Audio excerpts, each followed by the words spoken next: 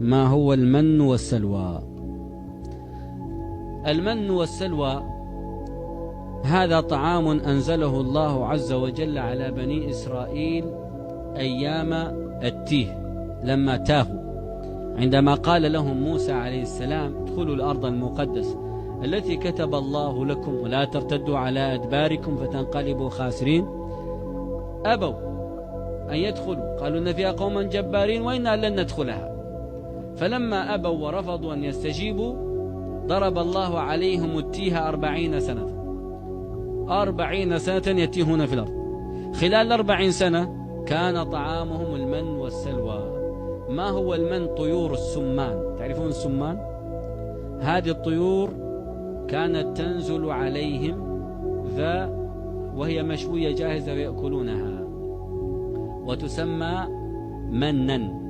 والمن القطع لأنها تأتي مقطعة وجاهزة ومذبوحة، فإما منا بعد وإما فدان. المن الذبح، ومنه سميت منى لأن فيها الذبح وقطع الرقاب.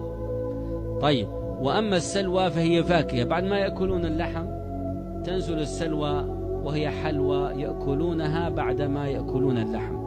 وكان هذا غذاء من أجود ما يكون، فاشتكوا إلى موسى قالوا يا موسى لن نصبر على طعام واحد، المن والسلوى وبس، لن نصبر على طعام واحد فادع لنا ربك. شوف انت ايش يبغون، يخرج لنا مما تنبت الأرض. ما عاد نبغى شيء من فوق. المن والسلوى جاي من السماء، هم يبغون شيء خارج من الأرض.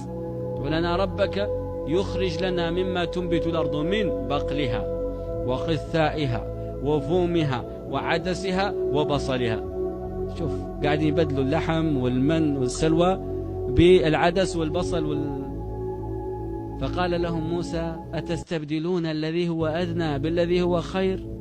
يستبدلون. خلاص، اهبطوا مصرا فإن لكم ما سألتم.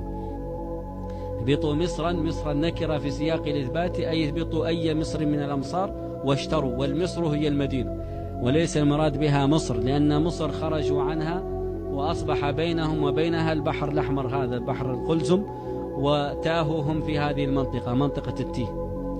وآخر دعوانا أن الحمد لله رب العالمين، والسلام عليكم ورحمة الله وبركاته. ما هو المن والسلوى؟ المن والسلوى هذا طعام أنزله الله عز وجل على بني إسرائيل أيام التيه لما تاهوا، عندما قال لهم موسى عليه السلام ادخلوا الأرض المقدسة التي كتب الله لكم ولا ترتدوا على أدباركم فتنقلبوا خاسرين. أبوا أن يدخلوا، قالوا إن فيها قوما جبارين وإنا لن ندخلها.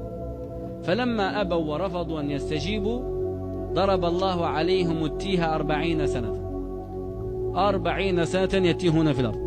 خلال 40 سنة كان طعامهم المن والسلوى. ما هو المن؟ طيور السمان. تعرفون السمان؟